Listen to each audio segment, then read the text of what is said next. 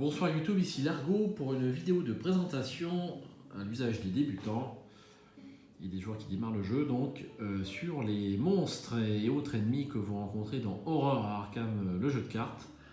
C'est une notion qui moi m'avait posé des problèmes lorsque j'ai acheté le jeu, et c'est l'une des raisons pour lesquelles le jeu est resté quelques mois sur une étagère, parce que ces histoires de monstres, d'engagement, de chasseurs et de proies n'étaient pas du tout claires dans la notice. Donc le guide officiel, il y a tout, hein, toutes les règles y sont, mais il faut vraiment les mettre dans le bon ordre et savoir un petit peu lire entre les lignes pour s'y retrouver, parce que les notions importantes ne sont pas mises en gras ou encadrées. Donc une petite vidéo là-dessus pour aider des futurs joueurs, je l'espère, sur ce fantastique jeu qu'est Horror à Arkham, donc sur les monstres et autres joyeusetés que l'on rencontre dans les couloirs de ce jeu. Alors j'ai fait une petite mise en place fictive, hein. Je n'ai pas l'intention de jouer ce soir, c'est juste pour les besoins de la démonstration. Sur le premier scénario, nous avons donc l'étude. Alors c'est la version renouveau, hein. Les joueurs qui n'ont que la boîte de base ne doivent pas s'inquiéter, c'est la version renouveau, c'est indiqué par le petit sigle noir qui est ici, c'est la même torche mais elle est en noir, ça veut dire, ça va toujours indiquer que ce sont des cartes renouveau. Donc je l'ai sorti pour l'occasion, donc on a l'aile des invités, la chambre à coucher et la salle de bain. Donc tout ça ce sont des cartes de l'extension, le corset, la maison est un petit peu plus réduite, mais je vous conseille d'acheter la boîte renouveau en plus du corset. Si vous ne l'avez pas fait, ça vous fait un jeu à 50 €. Ne me dites pas qu'il n'y a pas des jeux à 50 €, vous avez fait qu'une ou deux parties puis vous les avez laissés dormir. Donc pour Horror Arkham, ça vaut le coup, mettez 50 € dedans et franchement ça donne une autre ampleur au scénario de base, hein. Surtout sur le tout premier scénario, hein. Le deuxième scénario et le troisième scénario, je trouve que l'extension renouveau n'est pas du tout indispensable, mais sur le premier scénario dans l'étude, pour moi, c'est quand même un grand plus. Et puis ça vous rajoute aussi des cartes joueurs, puis des cartes sur le deuxième et le troisième scénario. Voilà, donc ça c'était pour la partie renouveau. On en revient à notre sujet, ce sont les monstres. Alors, où apparaissent les monstres, où les mettons, et comment se comportent-ils? Donc où peuvent-ils apparaître? Donc la plupart des monstres vont apparaître sur le set, sur le deck de rencontre, hein. Donc à chaque phase mythe, chaque joueur tire une carte du deck de rencontre. Et dans ce deck, vous allez trouver un certain nombre de monstres. Ce n'est pas le seul endroit où vous pouvez trouver des monstres, vous pouvez en trouver aussi au dos des cartes scénario, hein, ça arrive assez fréquemment. Et puis, vous en trouvez aussi dans les faiblesses de base. Par exemple, détective obstiné de la boîte de base. Et donc, c'est une faiblesse que vous pouvez tirer. C'est un monstre qui va vous poursuivre. Donc, lui, il a une petite particularité. Il a le mot-clé uniquement. J'y viendrai tout à l'heure. Alors, on va prendre un petit exemple. Vous êtes à la phase de mythe. Vous tirez une carte. J'ai préparé les cartes à l'avance. Et pas celle-là. Celle-là, on va la prendre après. Pas celle-là non plus. Pas celle-là non plus. Ah ben, je les ai mises dans le mauvais sens. Donc, c'était celle-là que je voulais vous montrer en premier. C'est un ennemi très simple. Ce sont les rats. Donc, les rats, 1 point de combat, 1 point de vie, 3 points d'agilité. Donc, vous tirez la carte. Quand vous tirez un monstre, sauf instruction de génération, il est directement engagé dans votre zone de menace. Donc, votre zone de menace, c'est quoi? C'est, autrement dit, votre inventaire, mais pour les monstres. Donc vous la placez dans votre zone de menace, ça veut dire sur votre plateau de jeu, devant vous, à côté de vos autres soutiens. Là, j'ai mis un petit exemple, un 45 automatique. Voilà. La zone de menace, c'est vraiment qu'il est au contact avec vous, hein. Vous sentez ses griffes, il est tout en face de vous. Quand vous tirez un monstre, c'est tout de suite vous le mettez dans votre zone de menace. Admettons que ce monstre a une instruction proie, c'est un mot-clé qui souvent perturbe les gens. S'il a une instruction proie et que la proie c'est votre copain d'à côté, mais que c'est vous qui avez tiré la carte, malgré tout, c'est bien sur votre zone de menace que vous mettez le monstre et non sur votre voisin. C'est vous qui avez tiré la carte. Donc la zone de menace, c'est votre inventaire, mais pour les monstres. Tant que le monstre est dans votre zone de menace, si vous faites une action autre que échapper, combattre et discussion, eh bien, vous allez vous prendre une attaque d'opportunité. Qu'est-ce qu'une attaque d'opportunité? Ça veut dire que le monstre vous attaque gratuitement. Donc il va faire gratuitement les dégâts qui sont ici. Les dégâts que font les monstres sont indiqués ici. Vous avez ici 1 point de dégâts. Et si vous aviez ici une horreur mentale, ça voudrait dire qu'il ferait une horreur mentale de dégâts. Donc les monstres ne tirent pas de dés, ne font pas de chaos bag et font leurs dégâts automatiquement. Donc si durant vos 3 actions, vous faites une action autre que celle que j'ai citée et que vous avez un ou plusieurs monstres dans votre zone de menace, chacun de ces monstres fait une attaque gratuite à chacune de vos actions. Si vous faites 3 actions enquêtées alors que vous avez un monstre dans votre zone de menace, il fera 3 attaques d'opportunité. Donc c'est un peu logique, lorsque votre monstre est devant vous, vous ne pouvez pas enquêter ou que sais-je encore, tirer des cartes ou des ressources, vous êtes occupé avec lui. Donc ça c'est bien rendu par le jeu. Une fois que vous avez tiré le monstre, qu'est-ce que vous en faites? Donc vous avez le choix entre le tuer ou l'échapper. Donc l'échapper, c'est une notion qui n'est pas très bien écrite, je trouve, dans la notice. Le tuer, tout le monde a un petit peu compris. Vous tirez une balle. Si vous faites un jet de compétence contre la valeur de lutte de l'adversaire, et puis si vous arrivez à lui faire 1 point de dégâts, eh bien vous le remettez dans la défausse. Ça paraît très logique. L'échappement, qu'est-ce que c'est? L'échappement, c'est un jet d'agilité. Donc là, avec Léo, c'est un mauvais exemple parce que j'ai qu'un en agilité et le monstre a 3. Bref, admettons que je n'ai pas les moyens de tuer ma nuée de rat, je veux quand même m'en débarrasser. Je vais pouvoir ce qu'on appelle faire un échappement. Donc l'échappement, c'est un jet d'agilité. Vous faites un jet de compétence, vous prenez votre agilité, vous tirez un jeton dans le chaos bag et vous comparez par rapport à l'agilité du monstre. Si c'est égal ou supérieur, eh bien vous avez réussi à lui échapper. Qu'est-ce qui se passe quand vous échappez à un monstre? Vous prenez le monstre de votre zone de menace et vous l'inclinez dans le lieu. Quand le monstre est incliné dans le lieu, il ne peut vous faire plus aucun dégât jusqu'à ce qu'il soit redressé. Donc le monstre est toujours dans le lieu, mais autrement dit, vous lui avez filé entre les pattes et il est inactif pour le tour. Jusqu'à quand j'y viendrai.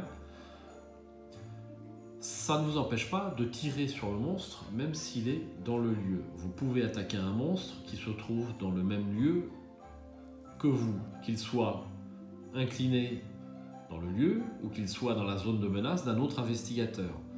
Si vous tirez sur un monstre qui est dans la zone de menace d'un autre investigateur, c'est comme s'il était dans votre zone de menace, mais si vous ratez, vous faites les dégâts à votre collègue. C'est la seule différence. Donc il vaut mieux être prudent lorsqu'on attaque un monstre qui est dans la zone de menace d'un autre investigateur. Mais si Rita est dans le même lieu que moi, je peux attaquer les monstres qui sont dans sa zone de menace. Également, si le monstre est incliné, je peux lui faire tous les dégâts que je veux et le tuer. Si la nuée de rat avait le mot-clé riposte, c'est quoi riposte? Quand vous ratez l'attaque, eh bien le monstre vous fait une attaque gratuite. C'est un peu comme une attaque d'opportunité. S'il est incliné, le mot-clé riposte n'est plus actif. Vous pouvez rater autant de fois que vous voulez, c'est pas un souci, il ne vous fera jamais de riposte. Donc ça, c'est l'échappement. Quand le monstre est échappé, vous pouvez vous balader d'un lieu à l'autre, tous les investigateurs, lui il bouge pas. Tant qu'il est incliné, ça bouge pas. D'accord ? Qu'est-ce qui se passe après? Donc les joueurs ont incliné le monstre, la phase d'investigation se termine, on passe à la phase des ennemis. Les monstres qui sont inclinés et qui sont chasseurs, je vais y venir au mot-clé chasseurs, ne vont pas bouger. Je vais directement attaquer après la phase des ennemis à la phase d'entretien. À la phase d'entretien, vous redressez tous vos soutiens, y compris les monstres. Donc lorsque vous arrivez à la phase d'entretien et qu'un monstre se redresse dans votre lieu, et tous les monstres inclinés se redressent à la phase d'entretien, le monstre est donc redressé dans un lieu où se trouvent un ou plusieurs investigateurs, et donc l'investigateur est automatiquement engagé. Donc là, on a 2 personnes sur le lieu, on se dit, avec qui le monstre est-il engagé. Donc, il n'a pas d'instruction proie. Donc le mot-clé proie, c'est un mot-clé important lorsque le monstre a le choix. Lorsque le monstre n'a pas le choix, forcément, le mot-clé proie n'a pas d'importance. Donc là, il n'a pas de proie. Donc c'est l'investigateur principal qui va choisir si on le met dans la zone de menace de Léo ou dans la zone de menace de Rita. Quand il y a un choix, c'est toujours l'investigateur principal qui tranche, de préférence à l'avantage des investigateurs, bien entendu. Donc là, admettons, je dis, en tant qu'investigateur principal, à la phase d'entretien, je choisis comme j'ai un gardien, je choisis de reprendre le monstre et je le remets dans ma zone de menace. Mais comme il était incliné, à la phase des ennemis, il n'a pas attaqué. Donc l'échappement a servi à éviter que le monstre ne m'attaque, mais ça ne me protège que pendant un tour. Alors je donne un autre exemple. On est à la phase des ennemis et juste avant, donc, nous avons bougé ici. Donc, dans ce type de cas, à la phase d'entretien, on redresse le monstre et pour l'instant, il reste là. Comme il est chasseur, l'Anudra est chasseur, donc à la prochaine phase des ennemis, s'il n'est pas incliné, il bougera. Donc, je vais y venir. Donc voilà pour l'échappement. Donc l'échappement, ça permet de vous sauvegarder durant le tour pour tous les investigateurs. Le monstre ne bouge pas et n'attaque pas.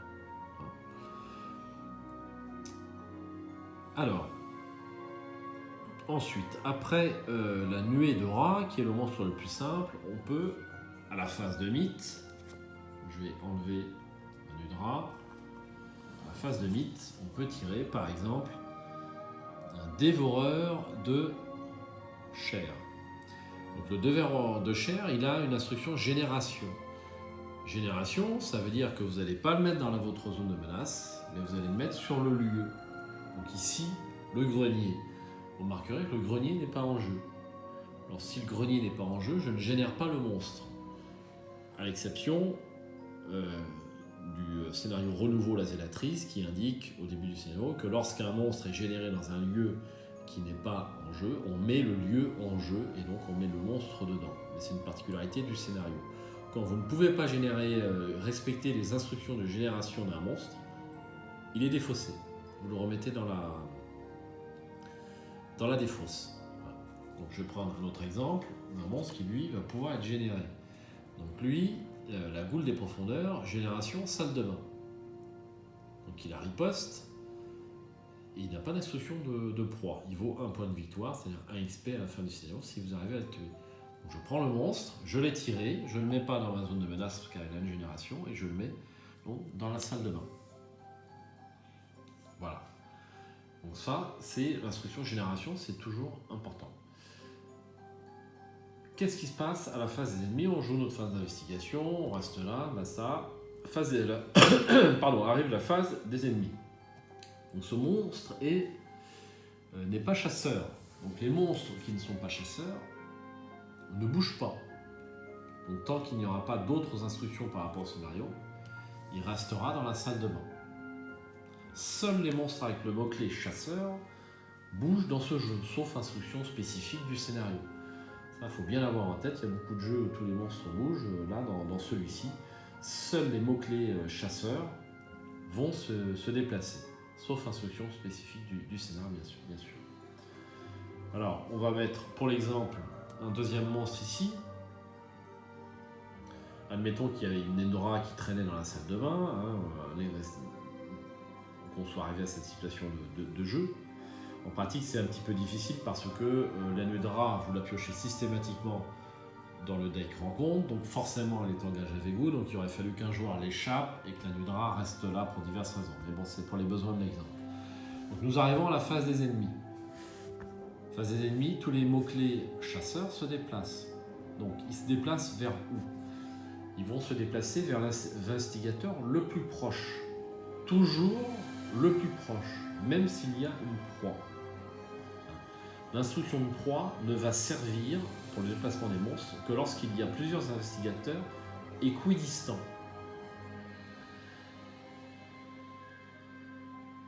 lorsque la nuit de rat chasseur se déplace, donc elle se déplace d'une salle, et donc là, elle arrive redressée dans un lieu où se trouvent plusieurs investigateurs, donc automatiquement, un investigateur est engagé. Enfin, ça, c'est une notion très importante. Dès qu'un monstre redressé dans le même lieu qu'un investigateur, il y a engagement, c'est obligatoire. Donc là, quel investigateur on va choisir?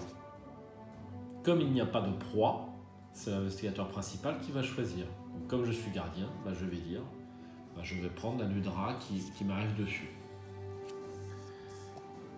On continue la phase des ennemis. Donc, en fin de phase des ennemis, tous les monstres engagés, redressés, attaquent. Pardon.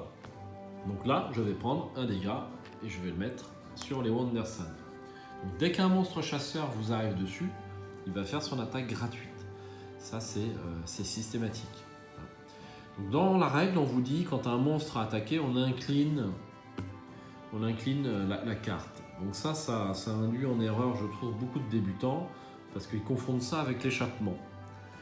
On incline la carte seulement pour indiquer que le monstre a déjà attaqué et qu'on ne veut pas oublier qu'il a déjà attaqué. Donc en pratique, moi ça fait 6 mois que je joue, eh bien on n'incline jamais les cartes une fois que le monstre a attaqué, parce qu'on se souvient tout le temps que le monstre a attaqué. Voilà. Donc ça, c'est un exemple pour un déplacement de monstres chasseurs. Je vais en profiter pour revenir à mon détective obstiné. Donc admettons que le détective obstiné, ça soit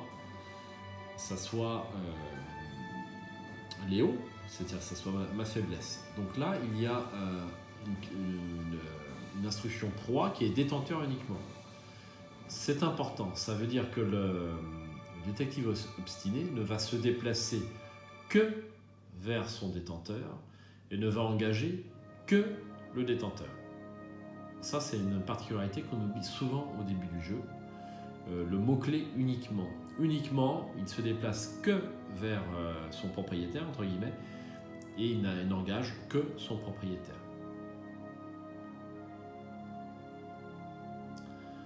Voilà.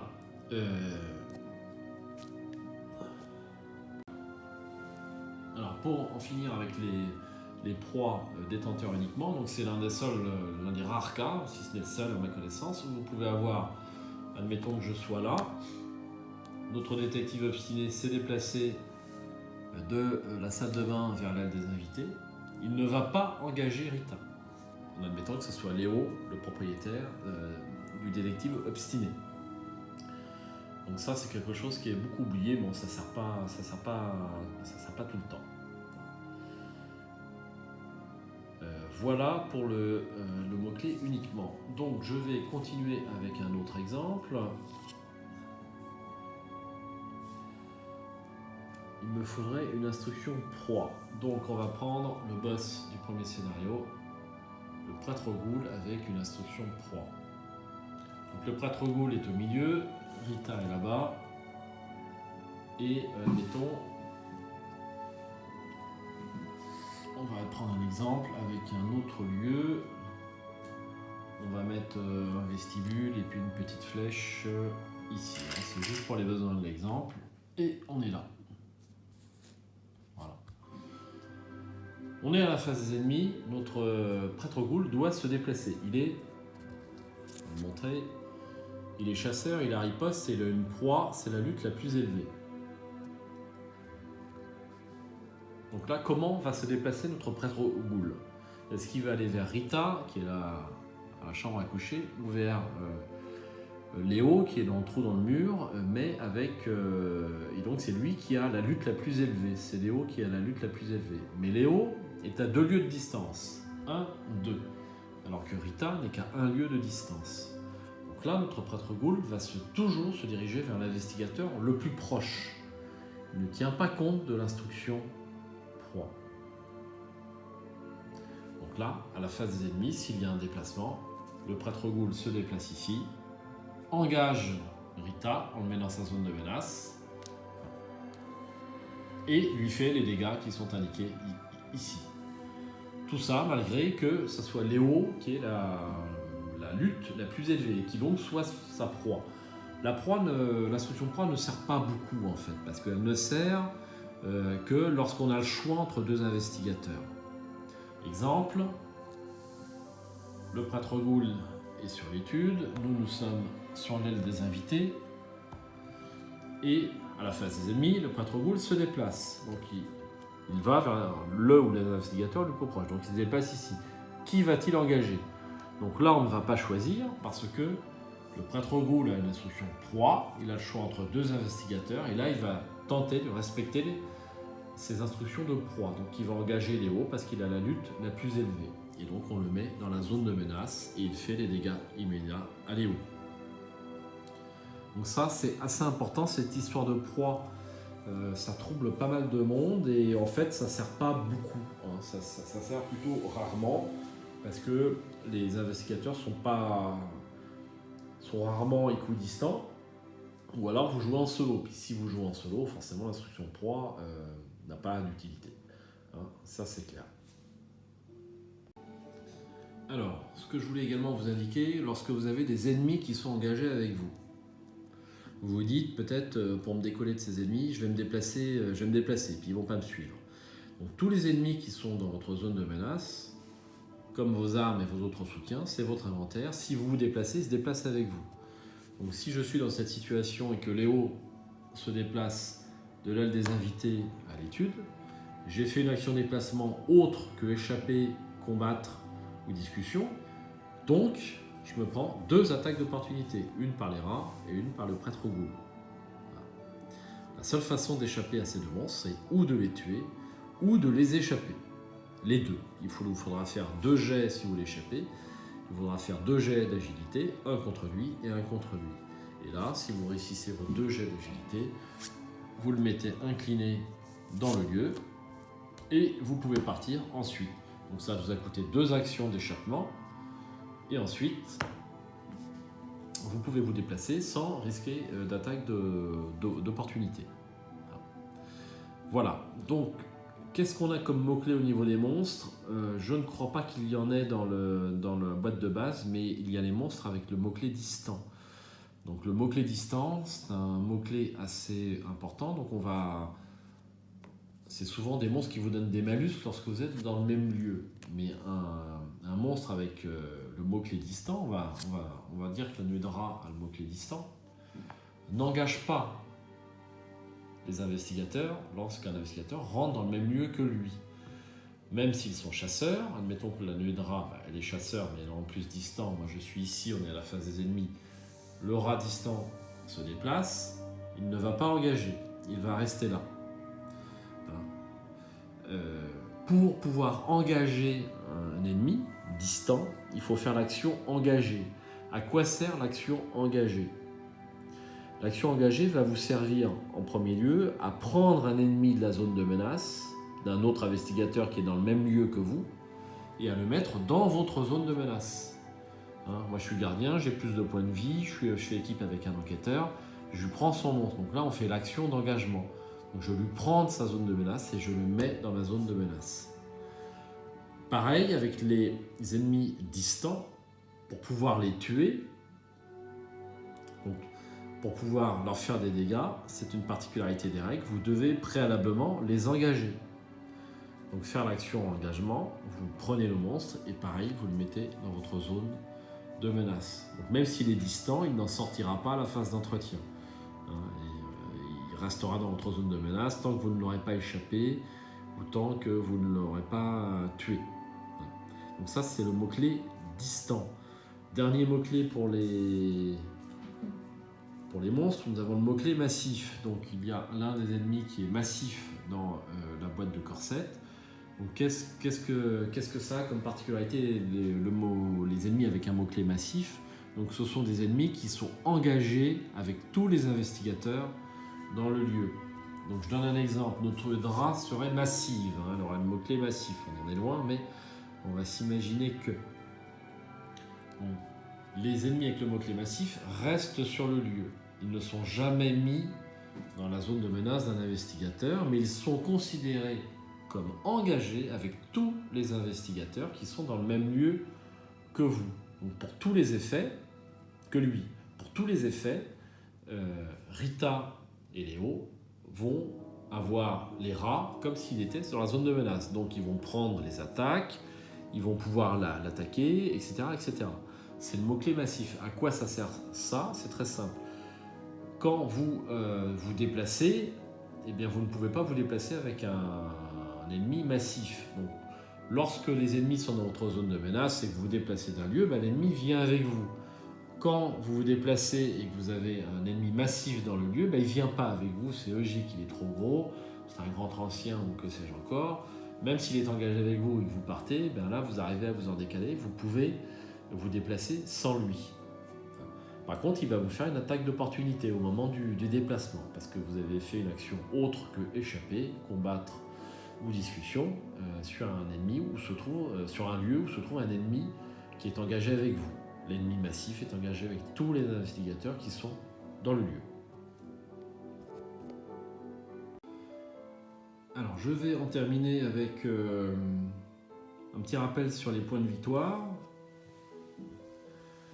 On se demande parfois à quoi sert la pile de victoire. Donc là, par exemple, cet ennemi, le dévoreur de chair, c'est la base, a un point de victoire. Lorsque vous arrivez à le tuer, eh bien vous le mettez dans ce qu'on appelle la pile de victoire. Donc l'intérêt de la chose, c'est qu'au lieu de le mettre dans la défausse, vous le mettez dans votre pile de victoire. Donc il ne peut pas réapparaître. En fait, ce sont des ennemis en fait uniques. Donc c'est surtout à ça que sert la pile de victoire, c'est-à-dire à l'enlever du deck de rencontre et vous ne pouvez plus le rencontrer. Donc vous prenez, vous faites une petite pile de victoire, puis vous la mettez à côté du scénario. Donc je n'ai pas du tout abordé les problèmes de points de vie.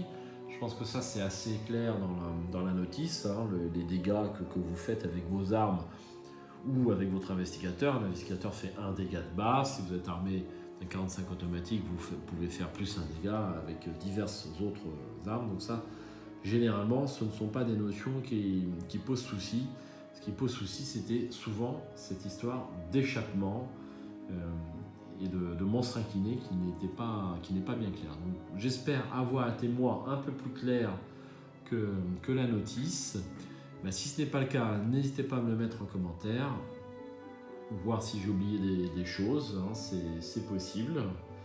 Et puis j'essaierai de répondre aux questions. De même, vous pouvez vous rendre sur le forum francophone non officiel, où il y a quand même énormément de choses pour peu qu'on se donne la peine de faire une petite recherche avec la fonction recherche. Il y a quasiment tout. Il faut le dire, il y a quasiment tout. Voilà, c'est tout pour cette vidéo.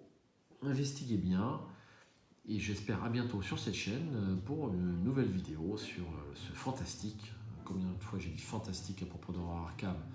Peut-être déjà 200 fois, mais je vais continuer sur ce fantastique jeu qu'est Horror Arkham, le jeu de cartes évolutif, et portez-vous bien.